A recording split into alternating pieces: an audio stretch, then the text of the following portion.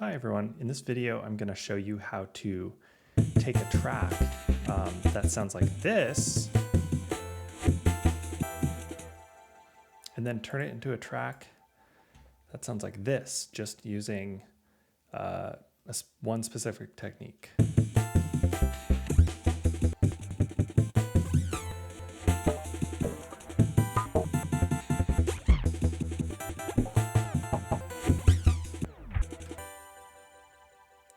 All right, I hope you enjoy. Howdy folks. So in this video, I really want to dive into this concept of punch-in effects and how you can sort of build your own remix setup. And the idea behind this is to sort of give your tracks a way to improvise different effects and using them to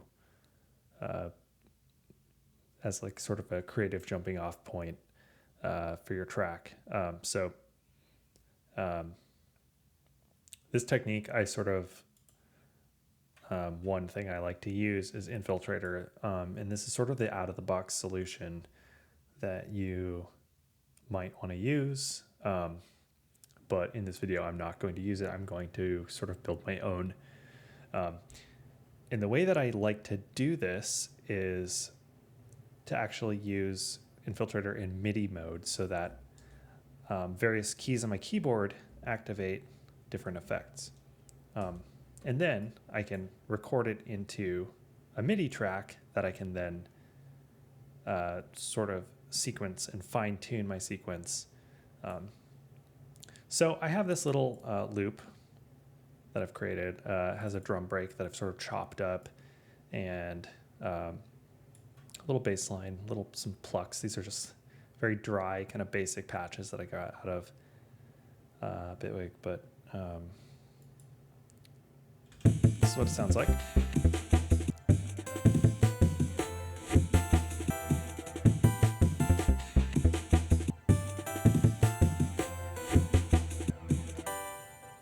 Okay, so what I can do is I can sort of live remix this with all of the different built-in effects. So in Infiltrator, there's sort of envelopes that modulate different parameters, and there's also envelope follower. So this can come from your audio or whatever.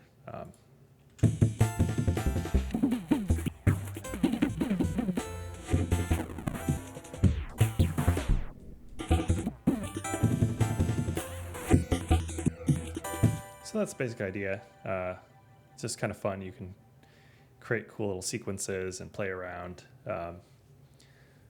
So there's a lot of different built-in things, and that's what makes it so powerful. But you can also do a lot with just what's built into Bitwig. So I'm going to go ahead and delete these off of the master track. Just hit the backspace key. So the first thing we're going to need is an FX layer, but I'm going to show you the FX selector first because this is sort of a built-in way of doing it. So, we can add some effects on here. Chorus, flanger, delay, whatever. So if we do mode key switches, and then we use the input of the punch-in track, and then click MIDI learn. All right, so C3 is my starting note, and then each semitone goes up between the next track. So I use this a lot just because it's convenient, but you can only do one at a time. So with Infiltrator, you can layer if you press two notes at the same time, you can layer them. You can't do this with the FX selector. And there's no inherent order. These are all parallel, so you have to just switch between the different chains, which is fine. You could do whatever you want to do this way. You can create as many chains as you want. But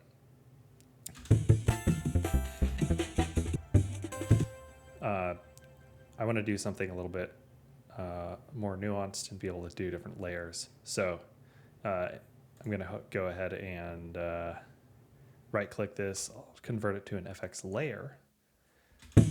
So now they're all playing at the same time. Actually, let's just delete all of those. We're going to just work with one layer. The reason I'm using an FX layer is just so it's all contained in one. You don't have to do it this way, but it means I can save it as a patch and have all my modulation. Leaving the limiter on here just because that's just to catch any stray peaks so I don't blow up the audio. But let's start with just a random effect that we want to use. So we're going to do something fun with the ring mod. So let's grab a random. Let's use it to modulate that. Let's switch that to 16th notes. I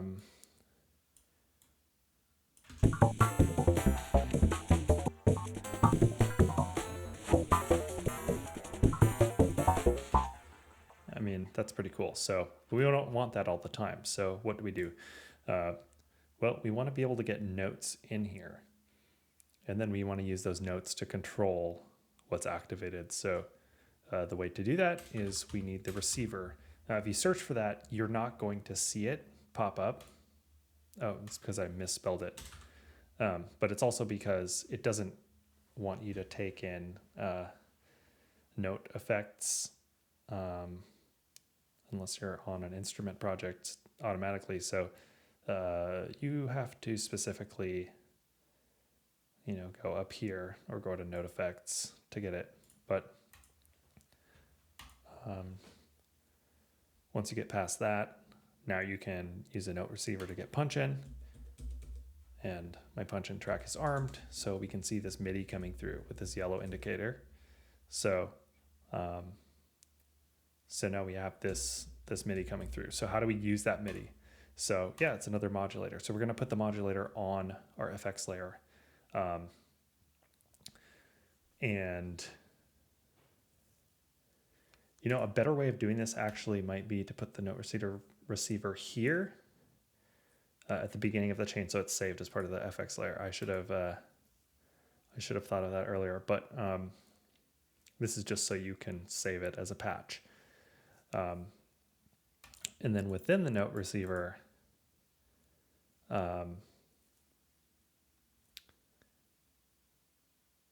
we have some modulators. So we want the pitch 12.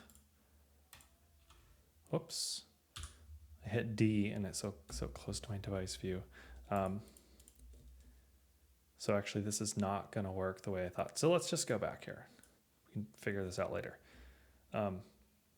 Okay, so we have this note receiver and we have added a pitch 12 modulator.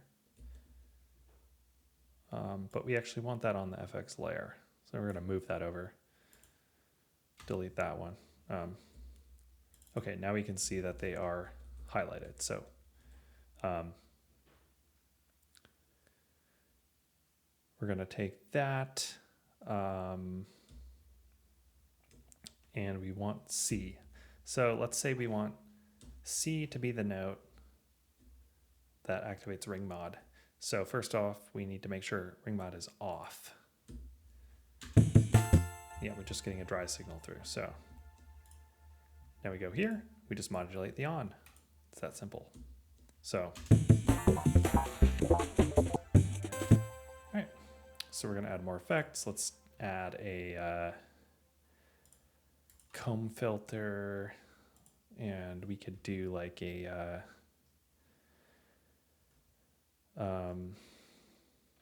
segments, for example. And we can have it follow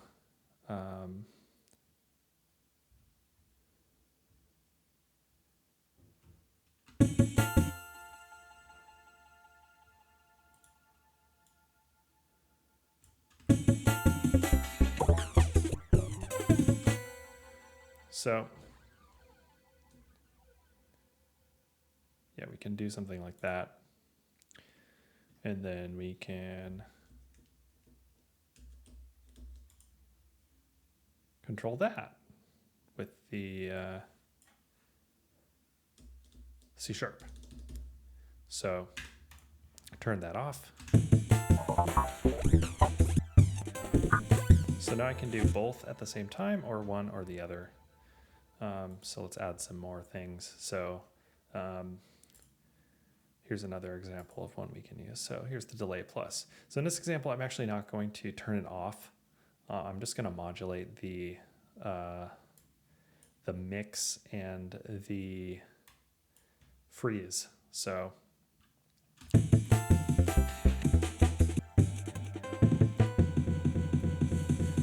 we want the EQ open, so it's just doing like a beat repeat. I could modulate this delay time if I wanted to get fancy with it, but I'm not going to for this video. I just want to modulate that off and on, and maybe the mix off and on. Here's one thing I can do actually. If I go into here, and it's annoying to scroll back and forth between the chain and the modulator. So what I can actually do is I can take the delay on the left here in the inspector view, just move it to the front of the line, just so I can get things mapped in, and then I can move it back to the back of the line. I'm going to take that, modulate the mix and the freeze, hit escape. I actually want the mix to be at 0 by default.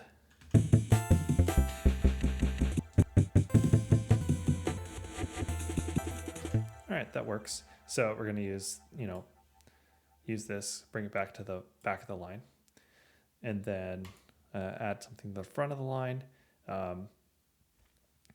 Another cool one that you can kind of play around with is gate.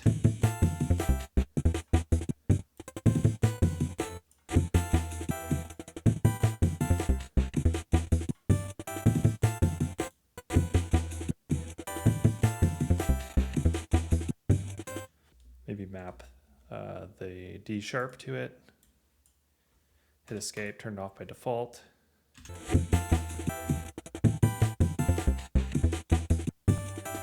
Something like that. So yeah, just move that to the back of the line again. We can actually use whatever order we want. This is one thing that an Infiltrator does a little bit better, is we can actually, in an Infiltrator, we can kind of like reorder things, and the order of the keys will follow that reordering, but you just kind of have to work around that in Bitwig. But we'll do one more. So Polarity has a really cool little tape stop effect. And I believe it comes in this space-time color audio effects package. So it's a grid effect. And in this one, we are also not going to turn this off because we want the audio buffering into it all the time. But what we can do is we'll turn everything off by default, like the tape emulation and the stop. And then we'll go ahead and take that E and map it to turn off the stop and the tape. So map it to these two buttons in the performance page. And that'll actually toggle what's going on in the grid. There's also a tape machine in here, but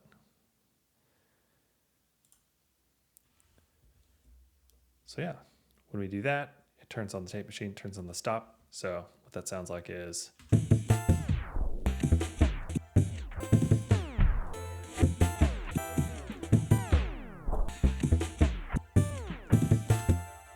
cool.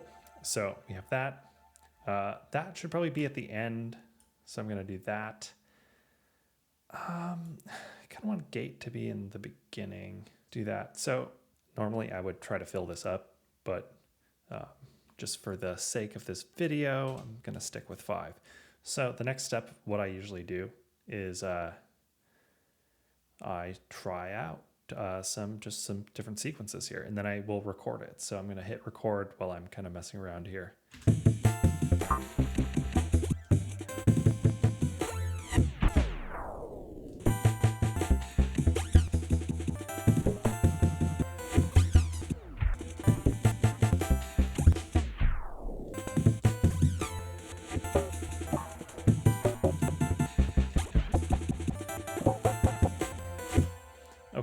kind of a mess, but we're going to make the best of it. So if we hit Shift Tab, that'll kind of bring us to a bigger view for editing. And one thing we can actually do here, let's first do Command A to highlight all the notes, and then we'll do Alt Q on a Mac. We're going to do end amount 100% so that we are quantizing to the end and the beginning of the notes. We're going to do 16th notes here. So, all right, now we've lined everything up on 16th notes. Some of this stuff's like a little bit early or a little bit late, so I might adjust some of these just to be more on the grid, but it doesn't matter too much. Let's try that out. There might be too much going on here. But if we go into this drum editing mode, it's even a nicer interface for this. So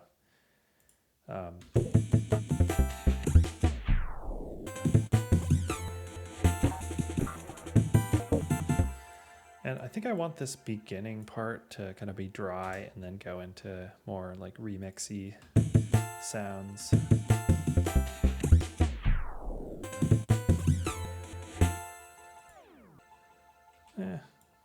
I'll do some beat repeats here.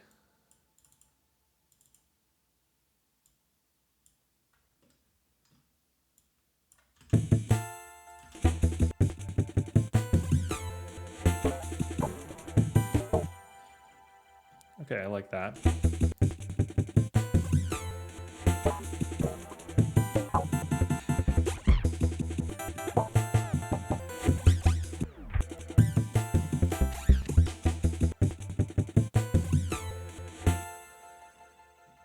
Yeah, so you get the idea. You can kind of tweak this to your heart's content. Hit tab a couple more times to go back. So, yeah, so now we've sort of baked this little sequence in. And we have a little remix of our track. Just some closing words here. I like to use this in my workflow because I do a lot of hardware-based music. I record it into Bitwig, and then I do like further remixing in Bitwig. So this is just one idea, one way that I like to sort of add some spice to what I've multi-tracked. I can find little bits and pieces that I like and use them in my track. I also, there's a million other methods you can use here. Like this is not the only way to do this. You can start, with Bitwig. It's so easy to just probably a better example is just going like this. So I can put different effects on like this break, for example. So again, a lot of different ways to do this. I like to use all the techniques that I can achieve the results I want. This gives you kind of like the live performance with a MIDI keyboard. And lets you kind of come up with like a bank of cool effects and ideas that you want to use and then figure out how to apply them. And you can put them on individual tracks or groups or the master, whatever you want to do. You can have as many of these tracks as you want. You can kind of do whatever you want. So I hope that this video was interesting to people. I will try to do more videos like this in the future. If you have any questions, let me know. I'll try to post some other videos as well that in the comments that might kind of go over similar techniques. I think I've seen some other creators that have done this kind of thing. I need to go back and look through and see if there's any prior art here. But yeah, thanks for tuning in. And hopefully you learned something or got inspired to make music. All right. See you again.